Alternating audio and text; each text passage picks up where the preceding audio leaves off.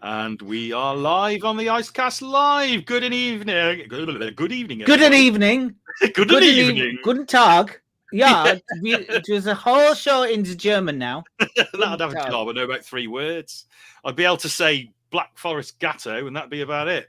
So, welcome to the Icecast Live, and welcome, Sam.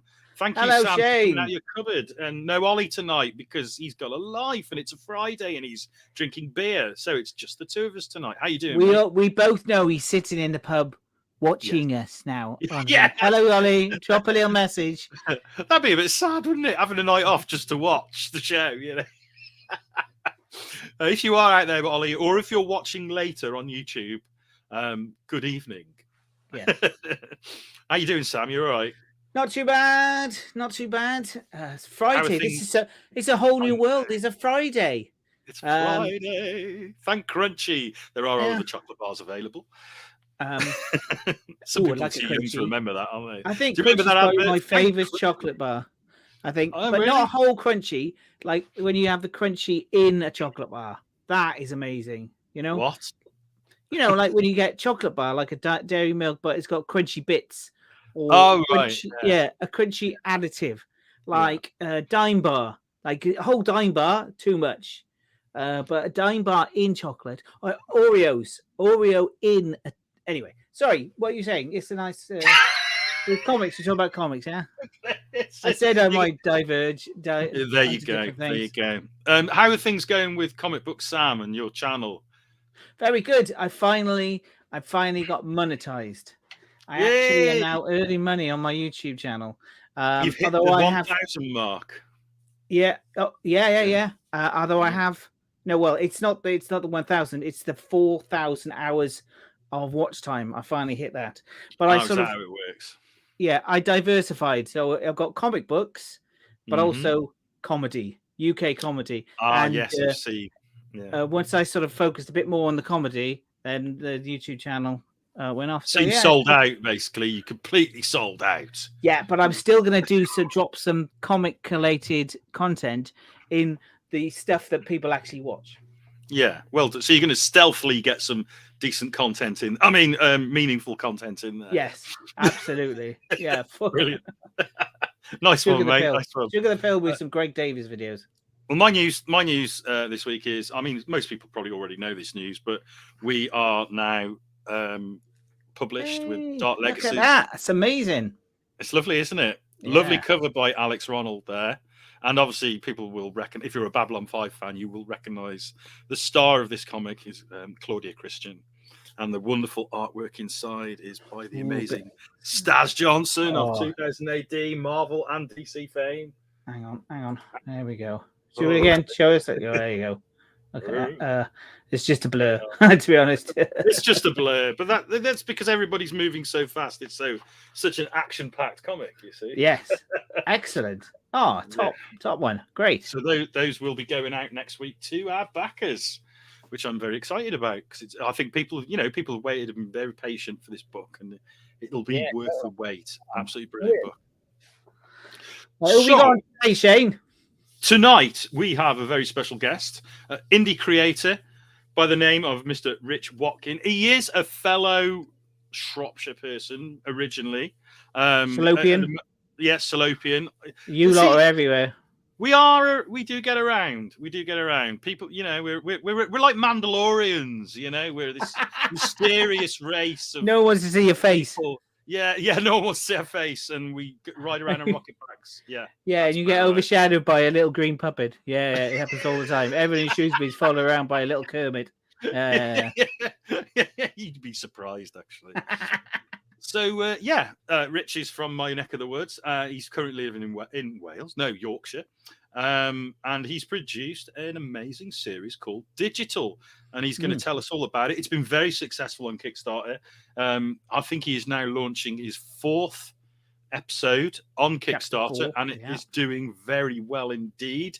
And he's going to be here to tell us all about it. So without any further ado, Sam, let's play that VT and get on with it.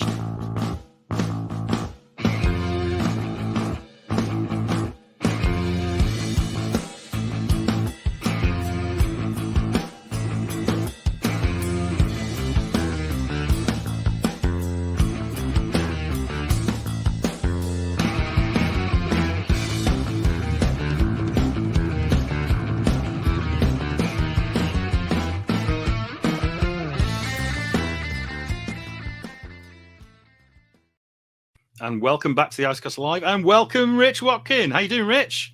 Hey guys, this is the way. This is I want to be a Mandalorian. That's it, mate. You've got me on this whole thing. I'm like, this is what I'm going to be. I'm going to be a Mandalorian. That's it. I'm buying the whole outfit. This is the way. Yeah. Hey, you can't join, Sam, because you're not from Shropshire. All right. I've been there. You're not a true Mandalorian. You're like Katie Sackhoff's character in The Mandalorian. You removed your helmet, and it's it's not good enough. Did you watch the latest one, by the way, guys? Have you seen it? No. I haven't watched any of the next series. Is it good? Well, the first one was a bit meh, to be honest. I want to watch it, but I've got to get my missus to see the 2 episodes of Book of Boba Fett. Because that were actually Mandalorian episodes. Yeah, they are quite integral to the story. She didn't bother watching Book of Boba Fett because it was pants. But it was pants, yeah. But it's necessary to know what happens, I think. It is. But the second episode, I won't give any spoilers away, but it is a vast improvement on the first one. It's actually pretty cool. I really enjoyed it. And it didn't rely on legacy characters, not I can think of anyway. No, it didn't rely on legacy characters. It was just a really nicely put together episode. It was really, really good. So I won't spoil it, but yes, Rich, definitely check it out. Well, if we're talking about TV, one thing, I watched the latest, not the latest one, the previous episode 3 of Picard. And that was amazing. That was the best Star Trek I'd seen for such a long time. Is this the latest one that came out? Yeah. Not the latest episode. I'm going to watch that tonight when we finish. So, let's not hang around doing this. Yeah. But episode 3 was so good. Thanks for having on the show, guys. See you later. Yeah. I'm going to watch Picard now. Yeah. But no, I just watched the late. Sorry. I just watched the latest one, actually. And it was all right. Yeah, it was. Episode 4. Yeah, it was all right. It was quite trekky, not because some of the other stuff just doesn't feel like Star Trek. I've given up on Discovery. I'm still not really digging the swearing. You know what I mean? It's like, to me, swearing on Star Trek, a little bit now and again, maybe, but doesn't quite work for me. But yeah, the last episode was Picard was getting there. It's getting better. But of course, I assume this is going to be the last season. It's got to be. He's getting on a bit, isn't he? Well, it's just call it a day, guys. There's more Yorkshire tea adverts to be made yet. Yeah. Indeed. And how is it in sunny Yorkshire, Rich? You all right? You got that snow that we've got here? Do you know? So weird where I live. So. I've seen these pictures of everyone kind of snowed under, and like yesterday it started and just sort of gave up, and I thought it's not going to happen. We're not going to see the snow. I woke up this morning, there's a white blanket everywhere. Oh, cool. My son was like blown away. It's like school, not going to school. This is all good. Blown away. Was it windy as well? Yeah. Where's my son? Get him on your jetpack. Yeah, by about like sort of midday, the sun was out and half of the snow was gone. But the way the sun hits the street, I've got one half of it and it's all completely white, and the other half it's just completely nothing at all. So it looks so weird. Well, that is odd. Yeah. Yeah, all the snow melted near me as well. It was weird. But I got 3 kids. 2 of them were off school, and one of them wasn't because they go into different schools. But Anyway, that's enough about the weather snow report. News. Yeah, the ice weather report is now complete. So let's talk about Digital, which is the series that you put together, Rich. Now, correct me if I'm wrong, you are the creator and writer, is that correct?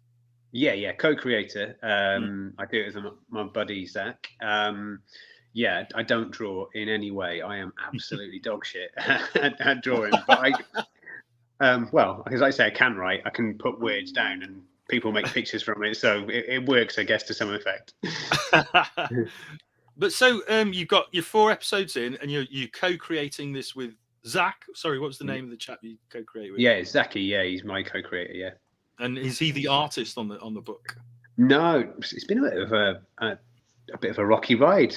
We co-created with a guy called Flavio. He's based in Romania, and we came up with an idea and decided we need to get an artist. We've got an idea. Neither of us can draw well enough to put it into a comic book. Let's find someone. So we spent weeks and weeks and weeks just kind of trying to find, like, scouring Instagram. That was the only way we could kind of really do it, is trying to find someone who was A, available, B, talented enough, and C, cheap enough that we could possibly pay them to kind of get them on board. And we found lots of people who kind of fit bits of the criteria, but it wasn't until we found Flavio, and he's doing some incredible work, and he had to leave the book after issue 2 because he was so busy. So he's just finished a project working for DC. So he's kind of left us to go and do better things, and prove that he was the real talent in this whole thing. So it just shows you've got a good eye. Art here? Yeah, maybe so. Yeah, I'll take that. Yeah. So there was a bit of uncertainty after number 2 whether we would be able to carry on, because you've then got to go through that process of spending weeks and months trying to find people to fill the shoes. And he got loads and loads of like plaudits. Like, people loved it. The way, like, he's very expressionistic in his art, and he's a great colorist as well. And so it was a struggle for us, and we just went back to the plan that would work before. Hit Instagram and try and find that right mix of people. And we found a guy called Alex, and Alex has worked for Edgemont and DC Thompson and a few other places, and he had this kind of like quite classic, I felt, sort of comic book style, but coloring wasn't his thing. So he was keen to get on board, and we wanted him on board because we just felt he had the right sort of mixture of what we wanted. And then again, it's kind of a case of reaching out to people on Instagram for colorists, and we found this lady called Keely. She's fairly new out of college in the US, and basically just said, "Do you think you can come on board?" And she jumped at it, and they don't talk to each other at all. So Alex and Keely have never ever talked to each other. Well, they've not even communicated. Not one. No, it goes through me. Oh my God. You're making your job quite hard. So you're the editor, basically, then. Yeah. So 100%, you've got black and white artwork, and then you've got a colorist that comes on board without any communication with the with the line artist. Yeah. And between the three of you, you create these pages. That's interesting. And these pages that we can see now, these are the artists that you're talking about, are they? Yeah, absolutely. Yeah. So these are a couple of sample pages that we put onto the Kickstarter. The colouring, I do like the colouring immediately. It's really good. Really good. Yeah, she's fantastic. And she did a recent article. She's based over in LA, and like it was from like a local paper, and she was explaining about how she sees colour in layers. And like when she looks at stuff generally, not even in real life, she's imagining how the colours kind of fit into like a page. And even that's like really interesting to hear. But when you kind of see it on the page afterwards, it's like, oh, I understand how you kind of create this narrative. That's like I've got to stop because that fascinates me. So we are now in a generation, because I'm assuming she's a young artist. Yeah, we're now in a generation where artists actually see in layers. That is incredible. They are that accustomed to working in layers in like Photoshop or whatever that they're actually seeing color in. That just fascinates me. How we're evolving in that way.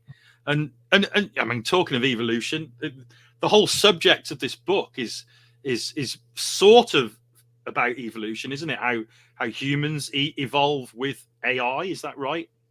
Yeah, absolutely. I mean, when I started writing this, being a first-time creator and creating a brand new world, maybe I wasn't brave enough, but I thought, you know what, let's kind of stick around a formula that works. We decided on a sci-fi title, and kind of thought about like the greatest sci-fi that's out there, things like Blade Runner, things like Terminator, the machines and the computers rise up and take control.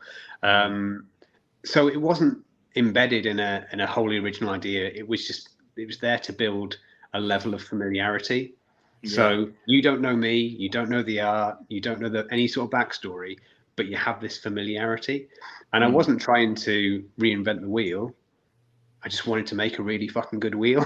It's your story, and you're basically using a setting that's quite well worn, but you want to tell your own original story with that setting. That's it. Yeah. So that's the base of it, and then it's these characters that you build from that gives it your own take and your own voice, and goes in that different sort of route that people maybe don't expect. So what characters is it driven around then? Obviously, you've got some lead characters, and you've got. Could you fill in the gaps for us a little bit more about what the core of the story is?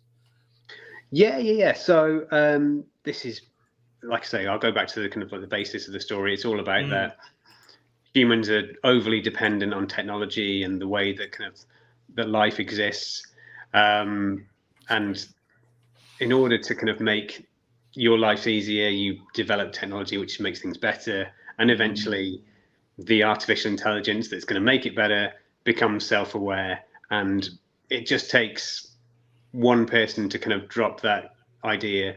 You don't have to kind of listen to what they say. You know, you're more powerful, you're running the planet, you should be in charge. And it's that it kind of turns on that, and then it's all about kind of how they overtake the human race, and what used to be the kind of the minority has become the majority, and you're down to the kind of the last few remnants of the human race. And it's about the last free humans and them escaping the AI takeover. And what they try and do is get on board a ship and get away. The ship hits a communication tower and takes them into space. So what you end up with is 3 strangers who were supposed to be on a ship full of people, but only 3 made it on there, and they're stuck in space. And it's that decision of, what do we do? Do we go back, or do we see what else is out there? But all the time they know that there's also someone or something else on the ship with them. So it's not. See, this is a take that I didn't expect. So it's combined 2 ideas in a way. You've got the isolation on the ship trope, and you've also got the AI taking over the world trope, but you've moved it into space. I really like that. That's quite a. There's an element of there's a 2001. I'm thinking that's what I'm thinking with Hal and interesting all the way through it. And as well, like, because I talked about the kind of familiarity of like the sci-fi genre, but there's names of people who just have kind of linked to, like you say, 2001, for example, all the way through it. It's like little nods to classic sci-fi. Easter eggs. Yeah, exactly. It's all the way through, you know, to obvious things like having Blade Runner, like the computer recommending people watch Blade Runner, you know, obvious things like that. But there's in the second book, there's a line from, I don't know if you guys know, I'm sure you do know Aliens, in fact, but one of the guys is saying, "No, how did you survive?" And he's saying, "Oh, we mainly came out at night, mostly." Just like wasn't it? That said that. So there's quite a few little. If they're all stuck on a spaceship and something else is on there, then you're going definitely the alien route. So would the AI be like the alien in this? Don't spoil it, Sam. Well, it's called about. I don't want to spoil anything, Sam. What am I spoiling? Aliens? No, Alien. You just spoiled Alien. So when it's been around for a year or 2. When you research this story, then, Rich, I've got to ask: did you research actual AI? Did you look at the interviews that are, because there's those famous interviews, isn't there, with AIs who and they've been asked, how would you wipe out the human race? And the AI goes into detail on how they would wipe out the human race. Did you look at those, and did you was that an influence, the real life AI? Yeah, the new ones. I mean, there's AIs available now on the internet that are pretty strong and pretty clever. It's definitely an up-to-date modern thing. Yeah, it's very topical. Yeah, do you know what? As time's gone on, so we came up with this idea in beginning of lockdown. Sort of it started. Well, sorry, it started at the end of 2020, and we really kind of kicked it off in 21, like right at the beginning. And so, although it's obviously big, AI's been around since 40s and 50s, and even before that, with movies like Metropolis and that sort of thing. It seems that, like, really, since we've started this journey, the amount that AI has taken over and now injected itself into everyday life, and the fact that it's like taken over comic books is madness in itself. I mean, it's as sad as I know that people love traditional art and maybe have a bit of a thing about digital art, but I think when art is stolen to make a new piece and get sold, and it's interesting to kind of incorporate those sorts of ideas in what we're doing. But going back to what you were saying before, Shane, about did I do much research? Not tons, because there's stuff that happens which I want to be sort of new. So you didn't want to be too influenced by what had actually happened. Yeah, exactly. So it's coming. I don't want to go too much into it yet. But I don't want to give it away. Certainly into issue 5, there's basically all of this will become unraveled, and you'll understand where this came from. But there's a character in this that kind of starts the revolution. There's their point of action which changes everything. So it's all very subservient. Yeah, his name's not John Connor, is it? He's not called John Connor, is he? It sounds like you started off with a proper science fiction idea that was science fiction, and like real life has overtaken and come in, and people think, oh, you've got something to say about actual modern day AIs and stuff like that. When it seems like it's mainly like a basic science fiction idea that you've taken and telling stories with that. So real life is interrupted into your science fiction story. Damn real life! We just can't keep up with the march of technology. Do you know? It's been like this the whole way through. So I don't know if Not All Robots. Have you ever seen that series? It's from AWA. The comic. Yeah. The comic. So we'd written issue 1, and there was nothing else about it around, and all of a sudden this kind of image came on. I was like, oh, for fuck's sake, that looks just like what we're doing.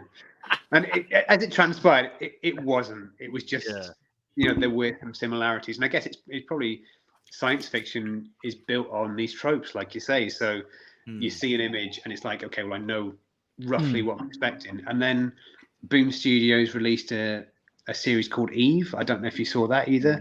And again, it's got a young character who's got a teddy bear with her, and she's got a headband, backpack. It's like, what the fuck is going on? That's my character. How have you got that? It happens all the time, doesn't it? So it's something in the zeitgeist. When you often get like 2 films come out the same year and they're exactly the same, like Armageddon and Deep Impact and stuff like that. Whatever in the zeitgeist seems to just congeal around. Congeal? That'll do. It's not the right word. Around certain things. So often you see people go, oh, hang on, that was my idea, but you just got there first. I mean, it happens, doesn't it? I mean, it's inevitable. I mean, I've been toying around with a werewolf idea, a story for years and years now. It's my own fault. I should have wrote it and got it out there, because I'm seeing that now werewolves are starting to become the in thing. You've got Wolfpack and all these other like comics that are coming out around werewolves. Werewolf by Night. I mean, coming back as well. That's it. I mean, I've always liked werewolves, and I've always wanted to do a werewolf Teen story. Wolf. I mean, that was quite old. That was a bit shit, wasn't it? But it's no, Teen Wolf is great. What the original was, Have you seen the new series? Oh, fuck that! No. Yeah, exactly. My daughter watched it. I think it was a bit awful. It's pretty bad, but yeah, werewolves are becoming popular again, and I should have bloody well done it, 3 years ago. And that's just the way it happens sometimes, And the thing is, it doesn't matter if you've got a good story, if it's a good story. And if it's character, and I'm assuming, Rich, that what you've done, you've gone, okay, there's some similar stuff out there, but these are my characters. No one else has got these characters. They might look similar, but the actual characters themselves, how they react within the story, that's yours. No one can copy that, can they? That's your original idea, and you can make it really character. And it sounds like, in the environment that you have, isolated on a ship. You can really play on those character interactions. Yeah, exactly. And this is it. I think it initially kind of fits that nice science fiction sort of model, but definitely bringing in, and I think you said this before, Sam, like elements of horror definitely in there, but it's not a horror driven story. It's just we have the option to kind of go down that route, but it's also pretty funny as well. You know, I think these guys are not having a laugh, but do it with a little bit tongue in cheek. You know, they're sort of semi aware of these tropes that they're part of, sort of thing. So it works on that level as well. So, Rich, do you think it's a bit ironic that you called your comic digital, but you're actually printing it on paper? Do you know what? A lot of people say to us, "Can I get this book in like an actual physical form?" I totally agree. Yeah. Should we have a quick look at your Kickstarter then? Let's do that. Yeah, please do. So let's watch this. We've got a video. Always good to have a video at a Kickstarter. Let's have a look. I think we've got audio, so let's have a quick look at this. We make it full screen, Sam.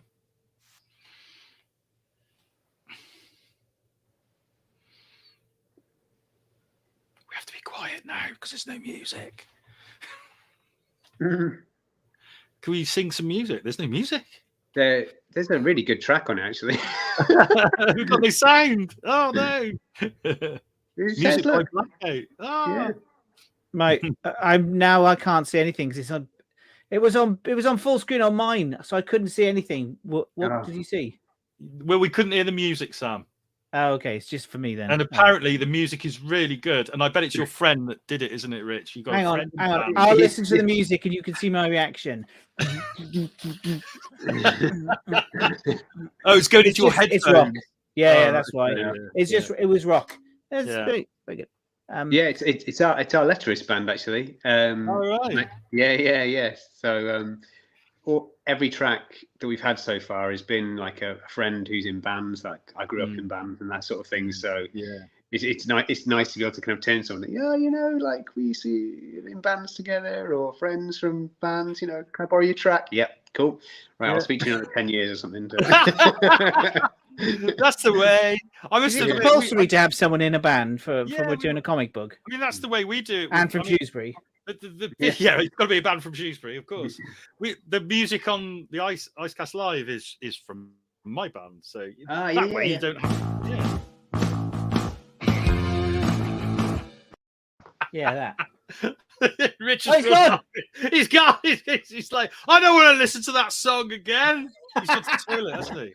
Is he going to the toilet? What's he doing? Where's he going? Sorry, my dog needs to be let out. Oh right.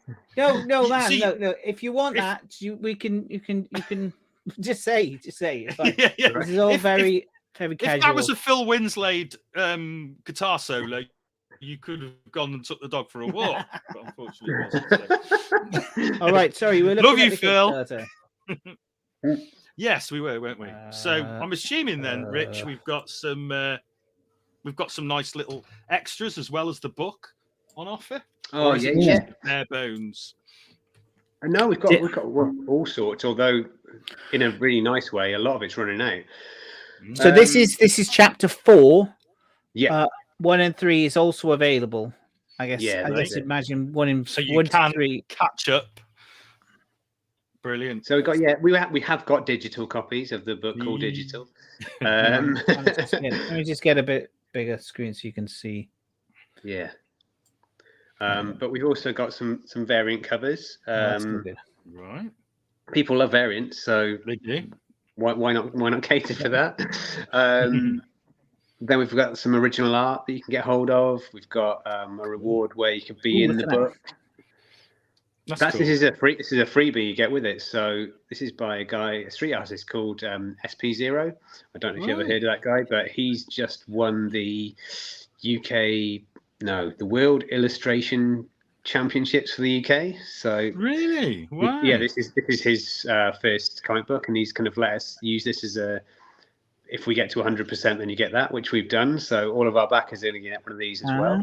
So is that a print? Is it, Rich? No, you get a digital copy of his book. Oh, it's in a whole comic. Yeah, fantastic. Yeah. Oh wow, that's really cool. How generous of him to that's really very nice. Cool. And top bloke as well. This is the cover that he also did for us as well. Cool. So this is also Oh by wow, Happy Hero.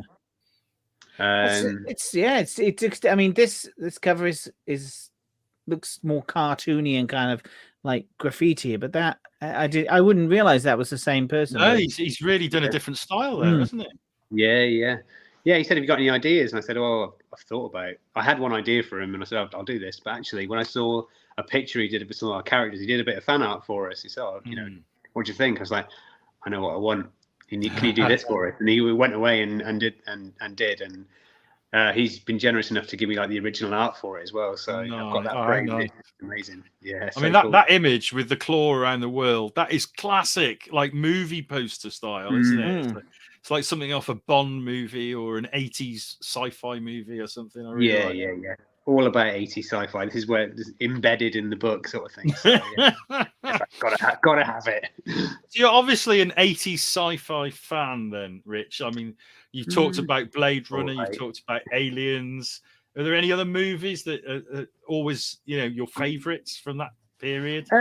Yeah, I mean, Terminator 1. I think probably Terminator 2 is like peak for me. Obviously, not quite 80s, but like. Would you like to join? That movie, I think, was kind of. Yeah, do you want to join? 92, I think it was. Yeah, it was. Yeah, it was just so cool. I remember like that whole Hasta La Vista, those adverts of like Arnie on the bike and what's his name, Ed, that young lad. Anyway, it's very much of an 80s feel, isn't it? Even though it's a 90s movie, I just switched you off, Sam, because turn me off. All right, I'll keep you off. Yeah. Benji invaded again. Hi, Benj. So I mean, Terminator is one of those quintessential 80s movies, isn't it? And I think you can't really escape the fact that that sort of idea of robots taking over keeps coming back. I mean, the other one that I always think of in that theme, it's not an 80s movie, but it obviously is The Matrix. Which is a big sort of machines taking over, but I like the way that one was set. After the machines have won, a long time after the machines have won, and we're introduced to a world where the machines are already dominant. I suppose it's always a temptation, isn't it, that you could tell stories elsewhere in your timeline. Is that something that you've thought about doing? Yeah, actually, Mason, who did the band, who did the song and does the lettering for us, like he's already talked about it. He's like, I've got an idea for a story which happens outside of what you're doing. So you've got your core character, but he wanted to kind of do something set just after the takeover of the AI, and about this story called The Death Dancer. He's like, I've got it, and it's going to be brilliant. It's like, cool, we're all for it, sort of thing. If you could, we've got ideas to expand it, but if someone else wants to jump in and put their like spin on it, then we're all for it. Yeah, that's really cool. Because what was that? Was that something that Sam was sharing with us? What was that, Sam? He's muted. His favorite new game is yeah, he doesn't know he's muted, does he? What's that, Sam? You're not mute now. Oh, sorry. My son wanted to show this to you because it's his favorite game. Oh, hang on, Benji, come and say hello. Look, there's my son here. Also, hey, Benji. No. Hey, Benji. Benji, can you look? There's Rich. Say hello. What are you doing? He's always more interested in sabotaging the show. That is Benji's usual aim, to sabotage the show. Rick Astley, another 80s. Yeah. I think he just rickrolled us. Yeah. Anyway, let's get rid of that. Sorry. So we're on issue 4, Rich. It's doing well. I mean, you're way past target by the looks of it, which is so. Congratulations on that. Thank you. How many issues is this series? Is this the last issue, or is there much more to go? Right. So I don't know. Being a kind of fledgling creator, when we first talked about it, we were just thinking, right, what are the series that we love? And they're like all long-term series sort of thing. So I'm a massive Saga fan. I don't know if you guys ever read Saga, but It's one of my favourite series all time. And I was thinking, right, that's a long series, so I need to write something that's really long. Not thinking, it's the first thing you're doing, do something that's wrapped up in quite a short period of time, or even just one issue. Just do one issue to start off with. Now, most sane people do. Yeah. No, it started off with 25 issues. Oh my god! Oh my god! 25 issues. It's an epic. Issues.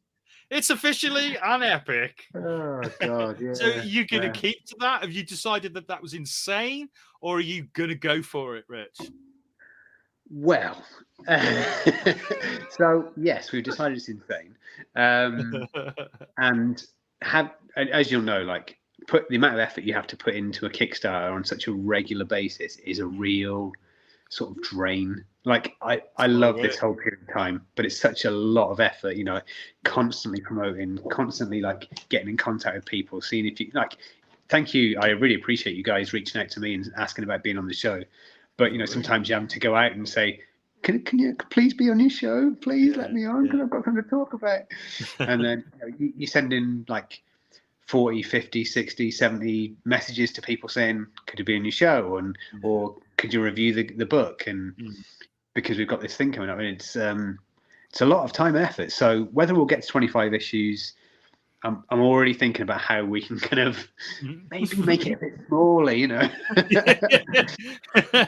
Well, that's it. Have breaks where you can complete. So like it can be completed and then further another stories. arc. Yeah, I think that's the way to do it. I mean, I think that is the way to do it. I mean, that's definitely the way that I'm doing it with Scratch, is do mini-series in arcs, So if you decide that you want to give it a rest for a while, it doesn't matter because you can just finish the arc. And I know that, what Saga did as well, don't they? And Mike Mignola does that with Hellboy. BPRD did that for a long time, and then it did become a regular series, but only for a limited time. And it just gives you the option then of taking those breaks, doesn't it? It's 25 issues, for an indie creator as well. I assume you're doing other things apart from making comics. It's absolutely. Yeah, I mean, I've got a full-time job which is sort of 8 to 12 hours a day, and as it is anyway. So you only get a finite amount of time to do this. And I've got like other ideas that I want to kind of get out there as well. So as much as like digital's wholly close to my heart and like one of the greatest things I've ever done, you'll know this again, but like the first moment you kind of get a comic book that you've written or had some sort of input into in your hands and you open it up, it's like, wow, that's a real thing. I've done that, and it's like I've seen these pictures before, and I've seen like how the dialogue works. I wrote some of it, but actually getting a comic book in your hand is just insane.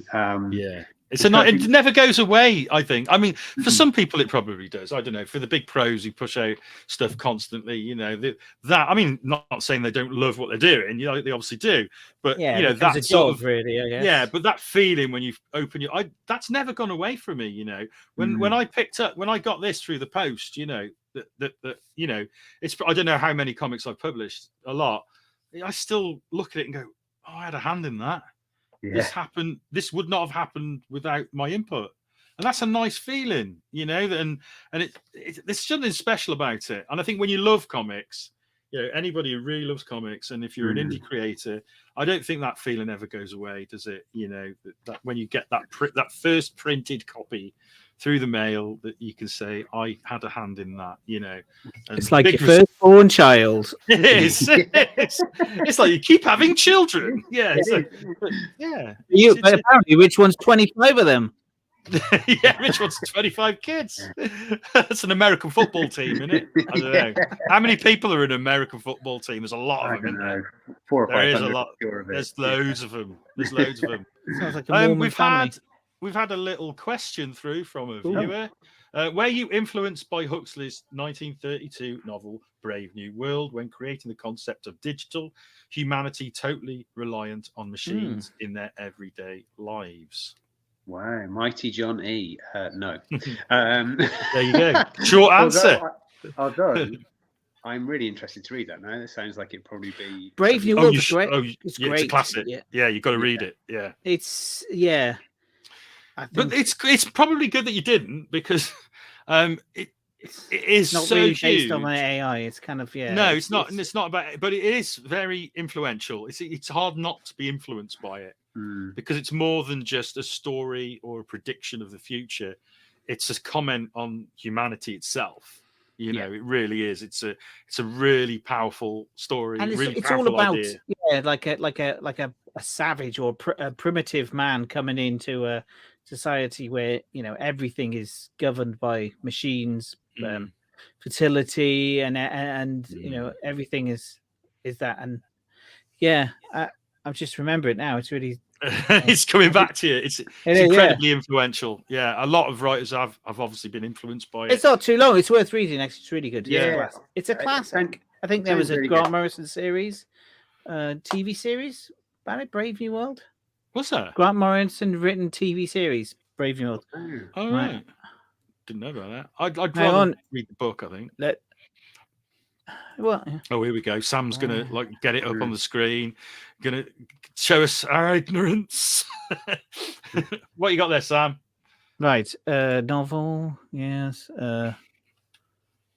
Did you say Grant Morrison wrote it? Yeah. So, has it actually been produced? Yeah, Brave New World is. Hang on, let me share. I missed that one. The old Wikipedia there. 2020, recent. Wow. Developed. Wow. Okay. I think he was. Yeah. Grant Morrison, one of the executive producers. Okay. Oh, okay. Well, there you go. I think it got cancelled after one series. Oh, right. That's why I've never heard of it. Maybe it got cancelled before it was released, and maybe that's why I've never heard of it. I don't know. But, it's a shame. I mean, it's interesting. How do you put that story into? You can easily put it into a modern. Oh, it's got Harry Lloyd in it. I like Harry Lloyd. Yeah, interesting. He played Charles Xavier in the Legion TV series, and also the brother of Daenerys in Game of Thrones. What was he? Oh yeah. Who got his another name I can't remember. Was killed with gold. Yeah. What's he called? Yeah. Jason Momoa got him, didn't he? Yeah, he got everyone. He got everyone. He's great. He was savage. Jason Momoa was in that series, wasn't he? Yeah, he was only in the first series. Then spoilers. Don't spoil it. Someone might. Come on, no, this is. There you go. Mighty Johnny has never heard of the TV show either, so we're not the only ones. Hey, there we go. Now you know. And John watches a lot of telly, so yeah, don't you, John? So let's get back to the subject in hand. So I can go straight onto this actually, because I'm just thinking what you were saying about Brave New World sounds super interesting. But one of the core things of this story is like, what makes someone or something human? What's at the core of humanity? And enough now. We all start to kind of develop this. Are these AI more human than some of the humans that kind of exist in this same world? It's a little bit of a spoiler for you in advance of what's coming in the next few things. So especially this one, it starts with this one. It's always been like kind of you're on one side or the other, and now it starts to blur that we've got people on conscientious objectors at the end of the day. They sit on one side, and defectors. It's age old and classic, but the idea of just because you appear to be on one side doesn't mean that's the way that your destiny is going to turn out. Yeah, it always reminds me of that reminds me a little bit. You remember the TV series V? And they had the human sympathizers, didn't they? And they were like key characters in it. And they, it was the whole idea that is humanity exclusively a human trait? Which I quite like that question. And eating mice. Yeah. Although they still ate mice. Even the good ones ate mice. Yeah. That was a remake of as well recently, wasn't it? That was quite good. Yeah. Okay. Well, a while ago now. Yeah. I mean, if we're going to be talking about AI and stuff like that, the thing that's always intrigued me is like people fear that AI is going to take over. But surely you would have restrictions to stop that. I mean, That's what they said in Terminator, isn't it? yeah. Didn't work, did it? Because AI is clever. It foresees your restrictions. That's the whole thing. Yeah. It will outthink us. I think that's No, the but fear. Is I that think it And will also, outthink us? Sam, you've got to think about how humans are so self-involved that they think it will never happen. Yeah, I see that. But I mean, so You're right.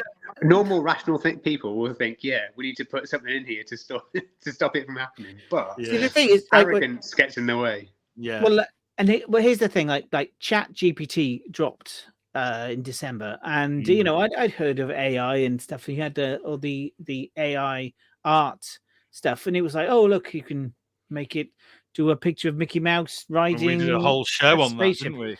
Yeah. But it was like, oh, very clever. But then using Chat GPT, that suddenly opened my eyes to the power of what it could do.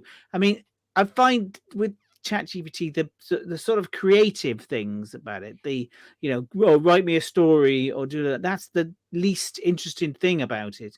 The way that it can just do things like with programming and it can. You say, oh, can you write me a program to do this? And it'll do it. It's like an assistant. If you could describe how to do something, you don't need to know how to do it. It will know how to do it. It bypasses the lack of technical knowledge. It's sort of a little bit like, Star Trek, isn't it? In Star Trek, they'll go, oh, computer, work this out for me.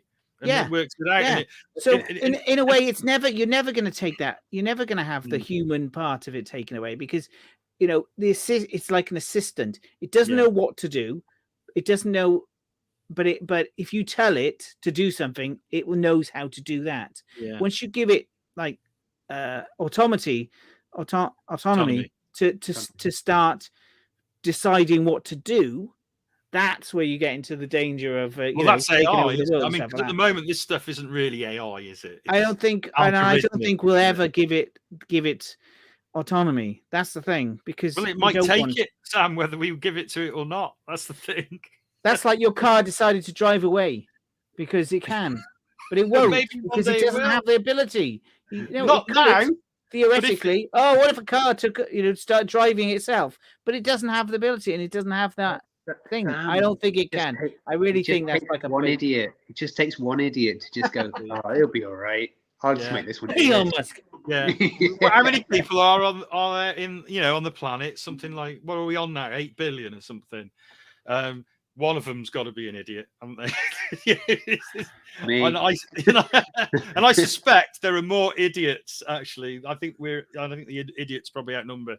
So, I think the chances of human hubris or arrogance allowing something like that to happen are inevitable, I would say. No, I disagree. I like your positivity, Sam. I like your, Yeah. I'm right. Just so you know, I'm writing a new prehistory. This is just future, telling the future. Yeah, the prehistory, how it happened. Yeah. I mean, it's I spoke to my daughter about when I was young and the internet came out and people. She's like, I'm not interested in AI. I'm like, when I was your age and the internet came out, there were people who were going, why do I want to send an electronic mail? It's not. It's I could write it, and it's. I think the internet to us is what like AI will be to them now because it's just that you can just see it going so much. It's exponential. I think it'll be exponential. Yeah. And we won't be able to keep up with it. I mean, I'm sure it'll be ubiquitous. There are those among us. I'm one of them because I'm of a certain age where I sometimes feel that technology is happening quicker than I can keep up with, and that's now. In 10 years, probably, but in 10 years, how none of us are going to be able to keep up with it. I don't think, unless your finger is on the pulse. I think it's going to get harder and harder. I feel like that already. Like.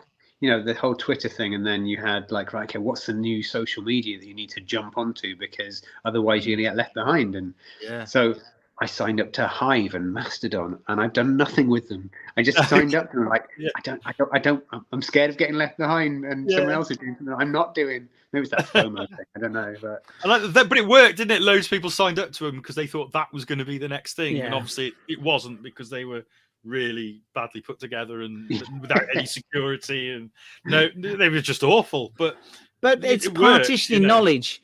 It's partitioning knowledge. So you don't know how your car works, but you know how to drive it. Someone else can fix your car, but you don't need to know all the intricacies of the engine.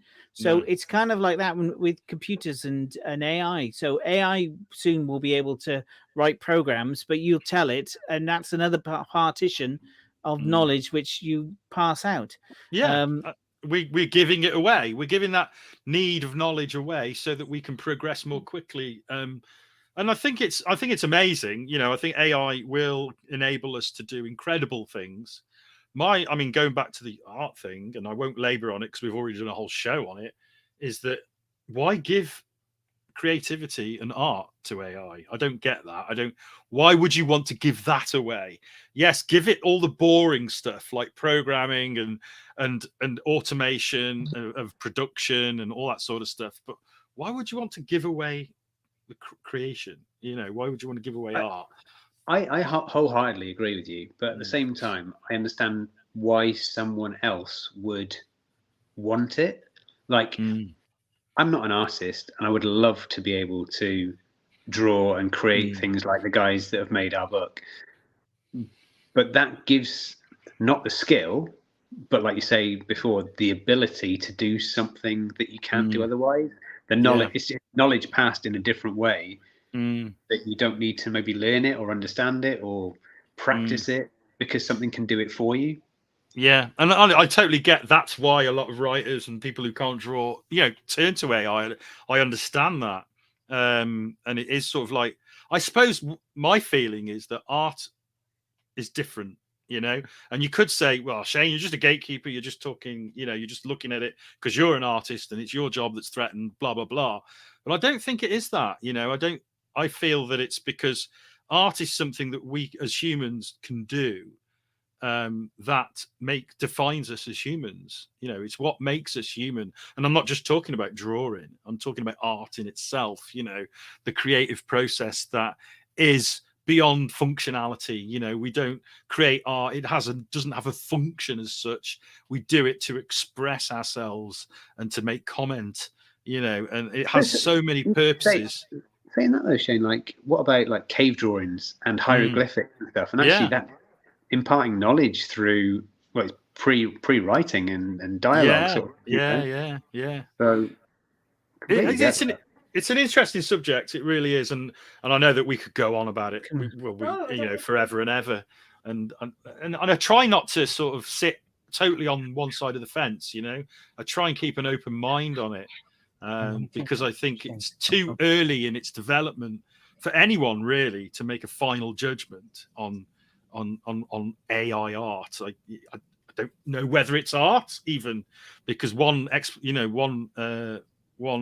definition of art is that it is something created by humans exclusively. Therefore, AI produced imagery cannot be art. But then again, going back to what we were saying before, is humanity exclusive to humans? That is a question, doesn't it? That then puts doubt on the original question. We're getting deep here, aren't we? Yeah. On a Friday night. For Friday night, when we should just be drinking some beer and talking about comics. Yes. Hey, everyone, check this out. Get stick bugged. Is there supposed to be music with this, Sam? I suspect that it's probably funnier with music. Thanks, Benji. Thanks for that. That is quite funny. I felt it was he felt it was getting a bit deep. So we've gone for. It's really funny. Oh, what music accompanies that, Sam? I'm sort of guessing maybe Daft Punk or something like that. Can you hear the music? No. I sort of wish I could. It's funny without the music, to be fair. Anyway, I'm hearing the music so loud. We're near the end of the show, so before Sorry. we do go, I want to say massive thank you, Rich, for coming on and telling us about the book. If people want to pledge, obviously they go to Kickstarter. This is episode 4, but they can get episodes 1, 2, and 3 as well, can't they? Absolutely, yeah. It's all there. So if you want to catch up, and the rewards start from like £2. So if you just want to pick up like a digital copy of this latest issue, you can do. If you want to get all 4 even digital copies, it's only £6 for 4 issues sort of thing. And then you've got whatever you want from up to that. So we've got them all up to a £300 sort of thing rewards, but you can get physical copies from a £5. So there's something out there. Digital copies of digital. Wow, Yeah, that's a bargain, mate. Yeah. I tell you what, I do like this. Something is killing the children. It's great, isn't it?